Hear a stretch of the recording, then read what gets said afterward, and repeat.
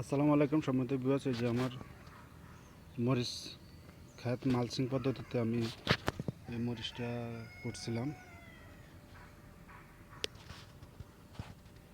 Mulching পদ্ধতিতে আমি এই মরিচটা করি, আপনাদের দেখাচ্ছি যে গাছের ইয়েও আছে, কিছু গাছ মাঝে মাঝে কোঁকড়ে গেছে, আলহামদুলিল্লাহ খারাপ না, ভালোই আছে। আমি আপনাদের এখন মরিচের যে কি রেজাল্ট আসছে আমার, আমি ওটা দেখাবো। এই যে দেখছেন, এটা হচ্ছে ইউনাইটেড সিড কোম্পানির LG50। আমি এবার আমার সকল জমিতে মরিচ চাষ করেছি। এই যে দেখছেন,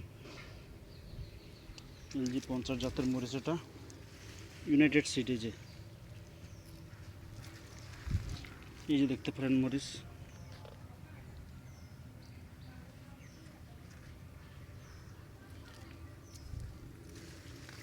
এগুলো জোপালো। আসসালামু আলাইকুম।